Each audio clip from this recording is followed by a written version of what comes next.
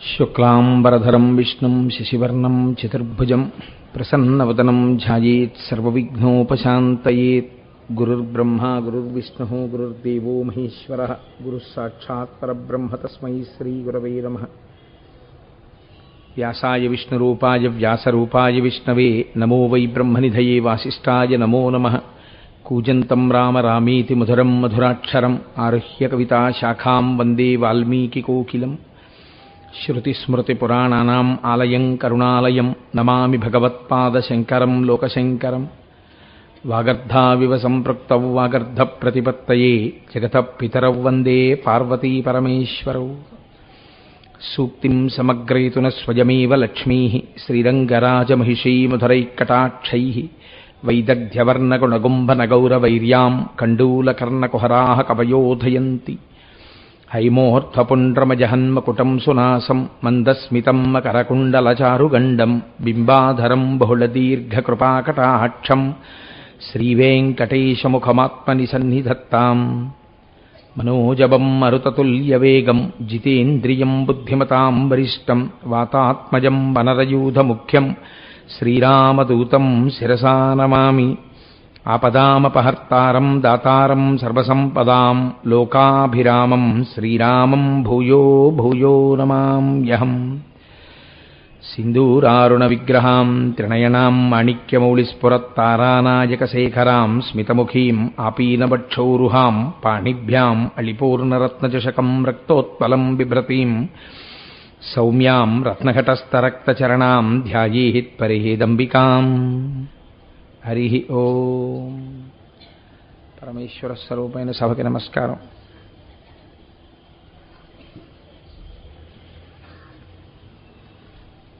ప్రదోష వేళలో శివాష్టోత్తరంతో ప్రారంభం చేద్దాం. ధవళవపుషమిందోర్మండలే సన్నివిష్టం భుజగవలయహారం భస్మదిగ్ధాంగమీశం. మృగయ పరశుపాణిం చారుచంద్రార్ధమౌళిం హృదయకమలమధ్యే సంతతం చింతయామి. శివో మహేశ్వరః శంభుః పినాకీ శశిశేఖరః వామదేవో విరూపాక్షః కపర్దీ నీలలోహితః శంకరః శూలపాణిశ్చ ఖట్వాంగీ విష్ణువల్లభః సిపి విష్ణోంబికానాథः శ్రీకంఠో భక్తవత్సలः. భవః శర్వస్త్రిలోకేశः శితికంఠः శివాప్రియः ఉగ్రః కపాలీ కామారీ అంధకాసురసూదనः గంగాధరో లలాటాక్షః కాలకాలః కృపానిధిః భీమః పరశుహస్తశ్చ మృగపాణిర్జటాధరः కైలాసవాసీ కవచీ కఠోరస్త్రిపురాంతకः వృషాంకో వృషభారూఢో భస్మోద్ధూళిత విగ్రహः సామప్రియః సర్వమయస్త్రయీమూర్తిరనీశ్వరः సర్వజ్ఞః పరమాత్మా చ సోమసూర్యాగ్నిలోచనः హవిర్యజ్ఞమయః సోమః పంచవక్త్రः సదాశివः విశ్వేశ్వరో వీరభద్రో గణనాథः ప్రజాపతిः హిరణ్యరేతా దుర్ధర్షో గిరిశో గిరీశో నఘః భుజంగభూషణో భర్గో గిరిధన్వీ గిరిప్రియః కృత్తివాసాః పురారాతిర్భగవాన్ ప్రమదాధిపః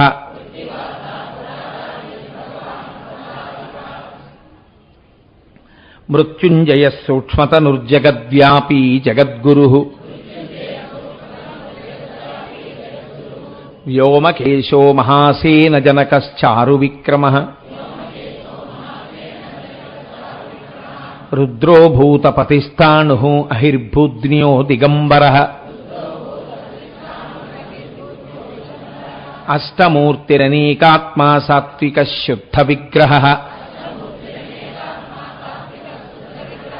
శాశ్వతః ఖండపరశుః అజపాశ విమోచకः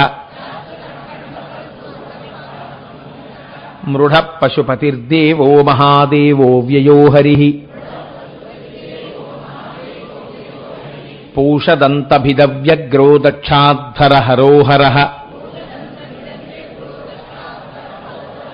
భగనేత్రభిదవ్యక్తః సహస్రాక్షః సహస్రపాత్ అపవర్గప్రదోనంతః స్తారకః పరమేశ్వరః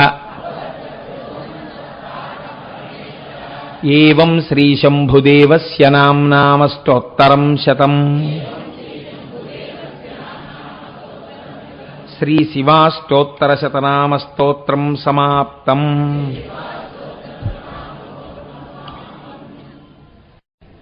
నిన్నటి రోజున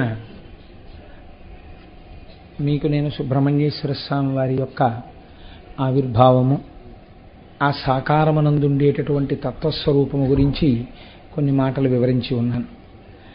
ఇవాళ యథార్థానికి నేను రోజులాగే టైంకి రావలసింది, కానీ మా గురువుగారు బ్రహ్మశ్రీ మల్లంపల్లి అమరేశ్వర ప్రసాద్ గారి పదవీ విరమణ సందర్భంగా ఇవాళ ఆదిత్య స్కూల్లో సభ జరుగుతోంది. మా గురువుగారు ఆజ్ఞాపించారు, నువ్వు ఆ సభకు వచ్చి ఒక 10 నిమిషాలు ఉండెళ్ళాలని. గురువాజ్ఞనే పక్కన పెట్టేసి, గురువుగారు నేను ఒక చోట ఉపన్యాసాలు చెప్తున్నాను, నేను రానండి అంటే నేను ఇక్కడ కూర్చుని ఇంకా ఉపన్యాసం చెప్పడానికి అనర్హుడనైపోతాను. కాబట్టి గురువుగారు తప్పకుండా వస్తానండి అన్నాను. అందుకని వెళ్ళి ఒక్క 10 నిమిషాలు అక్కడ సభా ప్రారంభం చేయగానే అధ్యక్షుల వారి తొలిపలుకు కూడా కుదించేసేసి ముందు ఆయన మాట్లాడి వెళ్ళిపోతారని ఇచ్చారు. అంచేత అక్కడ ఒక్క 10 నిమిషాలు మాట్లాడి నేను మళ్ళీ గబగబా ఇక్కడికి వచ్చాను. ఇది అనివార్యం. అది అలా నేను ప్రవర్తించకపోతే నేను మీ ఎదట ఉన్నతాసనం మీద కూర్చునే అర్హతని కోల్పోతాను. అందుచేత ఆలస్యం జరిగింది. ఏ కారణం చేతనైనా మీకు నా వలన అసౌకర్యం కలిగి ఉంటే నేను మన్నింపబడేదనుగాక. హరి ఓం. మనం సుబ్రహ్మణ్యేశ్వర స్వామి వారి యొక్క అవతారములను గూర్చి విన్నాం. అసలు ఆ అవతారమే సుబ్రహ్మణ్య. సు అంటే విశేషణం, బ్రహ్మణ్య అంటే ఎప్పుడెప్పుడు వేదము చేత ప్రతిపాదింపబడినటువంటి బ్రహ్మమును గూర్చినటువంటి ఆలోచన యందు వైక్లభ్యము కలుగుతుందో, వేదము ప్రమాణము కాదనేటటువంటి ఆలోచనలు ప్రబలుతాయో, అప్పుడప్పుడు ముందు ఎవరు అవతరిస్తారంటే సుబ్రహ్మణ్యుడే అవతరిస్తూ ఉంటాడు. ఆయన దేవసేనానిగా ఉండగా ఆయన రాక్షసుల్ని దురుమాడడం పెద్ద విషయం కాదు, ఆయనకి సంహరిస్తాడు. కానీ లోకానికి వైదికమైనటువంటి మార్గాన్ని ప్రబోధం చెయ్యవలసి వస్తే ఎప్పుడెప్పుడు ఎంతవరకు సమాజంలో ఆ బోధ ముందు జరిగితే తప్ప కుదరదో అంత గొప్ప బాధ్యతని భుజాల మీదకి ఎత్తుకుంటారు ఆయన. ఎందుకంటే ఆయన మహాజ్ఞాని, ఆ జ్ఞానబోధ చెయ్యగలరు. కానీ మీరు చూడండి, లోకమంతా కూడా సనాతన ధర్మమును విడిచిపెట్టి నాస్తికం వైపుకి నడుస్తున్నటువంటి రోజుల్లో ముందు కర్మనిష్టని చూపించడం కోసమని ఆయన కుమారిల భట్టు అవతారంగా వచ్చారు. నిన్నటి రోజున మీరు విన్నారు, ఆ కుమారిల భట్టుగా వచ్చినప్పుడు అంతే కర్మనిష్టతో చిట్ట చివరి వారు తుషాగ్రి ప్రవేశం చేసేశారు. అలాగే వేరొక సందర్భంలో వారు తిరుజ్ఞాన సంబంధర్గా వచ్చారు. జ్ఞాన సంబంధర్ గురించి విన్నంత మాత్రం చేత పాపరాశి దగ్ధం అవుతుంది. అందున ఆశ్చర్యం ఏమిటంటే, ఆ తిరుజ్ఞాన సంబంధర్ మనకి చాలా దగ్గరలో ఉన్నటువంటి ద్రవిడ దేశంలో పెరిగినటువంటి వారు. శీర్గాళి అనబడేటటువంటి ఊరు, పరమపావనమైనటువంటి క్షేత్రం. నేను వెళ్ళలేదు కానీ ఆ శీర్గాళి అనేటటువంటి ఊరికి పక్కనే ఊరిలో పుట్టి పెరిగినటువంటి ఒక వ్యక్తి నాతో కలిసి మా ఆఫీసులో కొంతకాలం పనిచేశారు. వారు నాకు ఆ శీర్గాళి గురించి చెప్తుండేవారు. నిజమే కోటేశ్వర, పురాణాల్లో ఎలా ఉంటుందో అలాగే ఉంటుందంటే ఆ తోణిపురీశ్వర దేవాలయం అని చెప్తుండేవారు. కాబట్టి ఆ శీర్గాళి అన్న ఊరిలో శివపాద హృదయుడు అనబడేటటువంటి ఒక మహానుభావుడు, శంకర భగవత్పాదులు అని మనం ఎలా అంటామో ఆ పేరు చూడండి ఎంత గొప్ప పేరు. శివపాద హృదయుడు, శివపాదములు హృదయముగా కలిగినవాడు. అసలు పేర్లు పెట్టుకుంటే ఆ పేర్లే అంత గొప్పగా ఉండేవి. దిక్కుమాలిన పేర్లన్నీ లోకంలో వచ్చేసాయి. సరే, శివపాద హృదయుడు, ఆయన భార్య భగవతి. ఆవిడ పేరు ఎంత చక్కటి పేరో చూడండి. భగవతి అని అమ్మవారికి ఒక దేవాలయం ఉంది. ఆశ్చర్యం ఏమిటంటే, నేను శబరిమలై క్షేత్ర దర్శనానికి వెళ్ళినప్పుడు శివకుర్తి భాస్కరారు ప్రత్యేకం ఒక వ్యాన్ చేయించి, కోటేశ్వరారు మీరు ఆ క్షేత్రం చూడాలండి అని నన్ను తీసుకెళ్లారు. అక్కడ అమ్మవారు భగవతి దేవాలయము అని పిలుస్తారు. తల్లి ప్రతి నెలా కూడా రజోదర్శనం అవుతుంది. అక్కడ రజోదర్శనం అయినప్పుడు అర్చకులు బయటకు వచ్చేస్తారు. బయటకు వచ్చేస్తే అర్చకుల భార్యలే వెళ్ళి 3 రోజులు అమ్మవారికి తలస్నానం చేయించి అమ్మవారికి నివేదనలన్నీ అర్చకుల భార్యలు లోపల పెడతారు. దర్శనం ఉండదు, తలుపులేసి ఉంటుంది దేవాలయం. ఆ సమయంలో ఆ దేవాలయంలో కూర్చుని చాలా గొప్ప గొప్ప ఉపాసనలు చేస్తారు. మళ్ళీ అమ్మవారికి శుద్ధి స్నానం అయిపోయిన తర్వాత పట్టుబట్ట కట్టి అర్చకుల భార్యలు అలంకారం చేస్తారు. తర్వాత అర్చకులు వెళ్ళి దేవాలయంలో పూజ చేస్తారు. నిజంగానే మీరు ఆ ఆలయానికి వెడితే అమ్మవారి యొక్క వైభవము స్పష్టంగా కనపడుతుందండి. ఎంత ఆశ్చర్యం అంటే, ప్రతి నెల రజోదర్శనం అవుతుంది అక్కడ. అంత గొప్ప దేవాలయం. అటువంటి భగవతి పేరు బహుశః ఆ అమ్మవారి పేరే పెట్టబడినది అని నేను అనుకుంటున్నాను ఆవిడికి. ఆ భగవతి శివపాద హృదయుని యొక్క భార్య. వీరిద్దరూ పరమ శివభక్తులై ఎంతో నిష్ఠతో జీవితాన్ని అందంగా వైదికంగా గడుపుతున్నారు. ఇటువంటి వారికి ఒకనాడు పరమాత్మ యొక్క అనుగ్రహం చేత ఒక పిల్లవాడు పుట్టాడు. ఆయన ఒక 3 సంవత్సరముల వయస్సు కలిగినటువంటి బాలుడయ్యాడు. ఒకనాడు శీర్గాళిలో తండ్రి అయినటువంటి ఆ శివపాద హృదయుడు దేవాలయంలో స్నానం చేసి సంధ్యావందనం చేసుకుని వస్తానని చెప్పి ఆయన బయలుదేరుతున్నాడు. ఈ పిల్లవాడు చిన్నవాడు, కాళ్ళకి అమ్మ అందెలు పెట్టింది. అవి గల్లు గల్లుమని చప్పుడవుతూ ఉండగా వాడు ఎదురొచ్చి నాన్నగారి కాళ్ళు 2 గట్టిగా పట్టేసుకున్నాడు. పట్టుకుని ఏడుపు మొదలెట్టాడు. నాన్నగారు నేను వస్తాను, నేను వస్తాను, నేను వస్తాను. ఒరే, నేను వెళ్ళేది దేవాలయం తటాకంలో స్నానం చేసి అక్కడి నుంచి నేనేదో చెయ్యవలసినటువంటి నిత్య విధులు పూర్తి చేసుకొస్తాను. నువ్వెందుకురా నాతోటి ఆ సరోవరం మెట్ల మీద కూర్చోపెడితే గబాలను నువ్వు కానీ జారి పడిపోతే లేనిపోని ఇబ్బంది, అందుకని వద్దన్నారు తండ్రి గారు. ఆ పిల్లవాడు వినలేదు. సరే, ఆ పిల్లవాడిని ఎత్తుకుని ఆయన ఆ దేవాలయానికి వెళ్ళారు. వెళ్ళి తోణిపురీశ్వరాలయము అని పిలుస్తారు దాన్ని. పెద్ద పెద్ద శిఖరములతో కూడుకున్నటువంటి దేవాలయం. ఆ ఆలయంలో పిల్లవాడిని కూర్చోపెట్టి తటాకంలో స్నానం చేయడానికి వెళ్ళాలి. ఈ పిల్లవాడిని ఆ తటాకం యొక్క మెట్ల మీద కూర్చోపెడితే తండ్రి గారు స్నానం చేస్తున్నప్పుడు నాన్నగారు అంటూ గబగబా మెట్లు దిగిపోతే దొల్లి పడిపోతే దెబ్బలు తగులుతాయని చెప్పకుండా ఆ పిల్లవాడిని తీసుకెళ్ళి ఒక మంటపంలో కూర్చోపెట్టి, నాన్న నీకు భయం వేస్తే ఒక్క మాట అండి జీవితాన్ని ఎలా మారుస్తుందో చూడండి. తల్లిదండ్రులు మాట్లాడవలసినటువంటి మాటలు ఎంత చిత్రంగా ఉంటాయో చూడండి.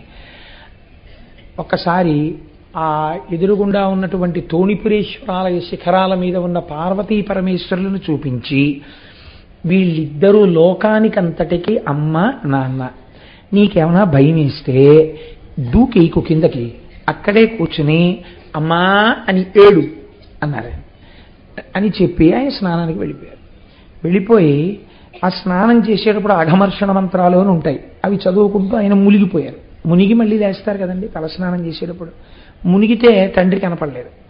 కనబడకపోతే ఆ పిల్లాడికి భయం వేసింది. ఇదేంటి నాన్నగారు నీళ్లలో మునిగారు ఇంకా పైకి తేలలేదని వాడు హృదయంలో బాధ కలిగి ఏడుపుస్తాం. వాడికి గుర్తొచ్చింది నాన్నగారు చెప్పిన మాట. గుర్తొచ్చి శిఖరం వంక చూసి అమ్మా నాన్న అని వాళ్ళిద్దరినీ చూసి ఏడుస్తున్నాడు పార్వతీ పరమేశ్వరుడు. వెంటనే శంకరుడు కదిలిపోయాడు. కదిలిపోయి అన్నాడు, ఏం అలా చూస్తామే, పిల్లవాడు ఏడుస్తున్నాడు అమ్మా అని, పద అన్నాడు. అంటే ఇద్దరూ కలిసి గబగబా పిల్లాడి దగ్గరికి వచ్చారు. పార్వతీదేవి పిల్లాడిని ఎత్తుకుని లాలిస్తోంది. అదేంటి ఏడవకు ఏడవకు నాన్న ఏడవకు, మీ నాన్నగారు వచ్చేస్తాను. వాడు ఏడు పాపలేదు. శంకరుడు అన్నాడు, ఇన్ని లోకములకు తల్లివి కదా, ఏడుస్తున్న పిల్లవాడు ఏడు పాపడానికి తల్లి ఏం చేయాలో తెలియదా? ఒక బంగారు పాత్రని తీసుకుని నీ స్తన్యములోని పాలని ఆ పాత్రలోకి పట్టి ఆ పిల్లవాడికి త్రాగించు, ఏడు పాపుతాడు అన్నాడు. ఏమిటో చాలా తేలిగ్గా చెప్తున్నారు. నా పాలు తాగితే ఎవరి జ్ఞానం వస్తుందో తెలుసా? మీ జ్ఞానం వచ్చేస్తుంది. వాడు మహాజ్ఞాని అయిపోతాడు. పట్టమంటారా అంది ఆవిడ. నా జ్ఞానం వస్తుందో ఇంకోటి వస్తుందో తరువాతి మాట. పిల్లవాడు నమ్మి అమ్మా నాన్న అని ఏడ్చాడు. అందుకే జ్ఞాన సంబంధాలు ఎక్కడికి వెళ్ళినా ఏమని పిలిచేవారో తెలుసా అండి? నమ్మి ఏడ్చినవాడు అని పేరు ఆయనకి. మనం ఏడుస్తాం, కానీ ఆ ఏడుపులో కూడా మనకి నమ్మకం ఉండదు భగవంతుడు ఉన్నాడని. ఆయన ఏడిస్తే నమ్మి ఏడ్చాడు, ఉన్నారు పార్వతీ పరమేశ్వరులని. శంకరుడు చెప్పాడు, తల్లి వెంటనే ఒక బంగారు పాత్రలోకి తన స్తన్యంలోని క్షీరాన్ని పట్టి పిల్లవాడికి తాగించి, ఆయన గుడుగుడు గుడుగుడు గుడుగుడు తాగేశాడు చక్కగాను. తాగేసి మూతి తుడుచుకుంటున్నాడు. తండ్రి ఆ సరోవరంలోంచి మెట్లు ఎక్కుతున్నాడు. తండ్రి వచ్చేస్తున్నాడని వీళ్ళిద్దరూ అంతర్ధానం అయిపోయారు. ఈయన నడుచుకుంటూ వచ్చి దూరం నుంచి చూశాడు. పిల్లాడు పాలు తాగినటువంటి ఆ పాల యొక్క చారిక నోటి మీద ఉంది. ఆయన చూసి, ఊరేరే ఎంత పని చేశావురా, నేను స్నానానికి వెళ్ళినప్పుడు ఎవరో ఇచ్చిన పాలు తాగేశావా, ఏమిట్రా ఈ పని అన్నాడు ఆ పాలు చూసి. అనగానే ఆ పిల్లవాడు పత్తికం మొదలుపెట్టాడు. పత్తికం అంటే ద్రవిడ సంప్రదాయంలో ఒక దండకం లాంటిది. ఆయన ఒక పెద్ద దండకం చేశాడు పార్వతీ పరమేశ్వరుల యొక్క అనుగ్రహం గురించి. 3 ఏళ్ల పిల్లవాడు. ఆ లోపల ఉన్న భక్తులందరూ గుమిగూడిపోయి ఆ పత్తికం విని ఆశ్చర్యపోయారు. తండ్రి పరవశించిపోయి దర్శనం చేసుకుని ఆ పిల్లవాడిని ఎత్తుకుని ఇంటికి వెళ్ళిపోతున్నాడు. ఇంటికి వెళ్ళిపోతుంటే ఆ పిల్లవాడిని ఎత్తుకుని ఇంటికి వెళ్ళిపోయేంత వరకు సువాసినులందరూ పేలాలు పట్టుకుని మేడలెక్కి పిల్లాడి మీద చల్లారట. ఈ పిల్లవాడు 10 కాలాలు బతికుండాలి. 3 సంవత్సరముల వయస్సులో అమ్మా నాన్న అని నమ్మి పార్వతీదేవిని పిలిచి శంకరుడి యొక్క ఆజ్ఞ మేరకు అమ్మవారి యొక్క క్షీరమును గ్రూలినవాడు.